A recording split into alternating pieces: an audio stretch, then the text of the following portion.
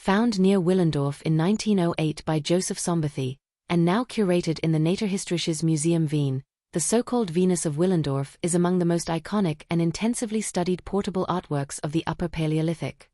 This compact oolitic limestone figurine with a height of about 11 centimeters has been the subject of detailed typological, microscopic and imaging analyses that bear on questions of manufacture, function, and the mobility of raw materials in Gravettian networks.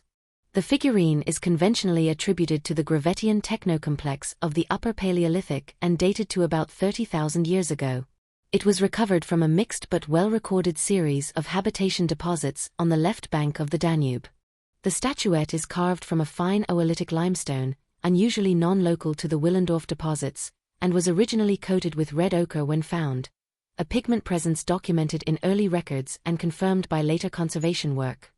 Morphologically, the figure emphasizes exaggerated female secondary sexual characteristics, ample breasts, a capacious abdomen and wide hips, contrasted with diminutive lower limbs and absent facial detail beneath a tightly patterned head covering. Microscopic study of surface tool marks indicates the use of small, hard stone or bone tools to shape curving planes and to stipple fine decoration. Repeated polishing in selected areas suggests a sequence of abrasion and incision that produced a matte, tactile surface intended for handheld viewing. Interpretations of the figure's imagery have evolved from early fertility goddess readings to more nuanced, multiscalar models. The statuette's anatomical emphasis has long supported hypotheses that it functioned as a symbolic representation of fertility, gestation, and embodied health, possibly used in sympathetic magic or as an amulet relating to birth and survival. Because of its small scale and tactile geometry, the figurine likely functioned as a handled object, carried on seasonal rounds, deposited in special contexts, or kept near domestic hearths. The ochre coating and careful finishing connote ritualized treatment. This photo shows the monument erected near the statuette's find spot in Austria. High-resolution tomography and microstructural analyses published in recent years reconstructed internal fabric of the limestone, allowing comparison with known oolitic sources.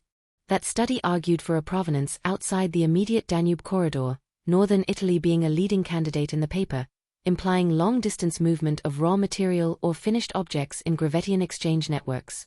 Such a conclusion reframes questions about the statuette from purely local ritual practice to one about interregional connectivity. Either the stone or the figurine traveled over considerable distances, or itinerant artisans transported technical knowledge across the landscape. These analytic advances demonstrate the power of microanalytical techniques to recover behavioral inferences from small artifacts. The museum stewardship of the figurine has balanced public accessibility with conservation needs. Microclimate display, pigment-sensitive lighting, and minimal handling protocols protect fragile ochre residues and the porous oolitic surface. Recent digitization has produced open-access models that facilitate remote study while reducing physical examination, a model increasingly adopted for high-value Paleolithic objects. The Venus of Willendorf remains a compact but information-rich window onto Gravettian lifeways. The statuette invites you for a visit during a stay in Vienna. Thanks for watching. If you enjoyed this video, please subscribe so you won't miss new ones.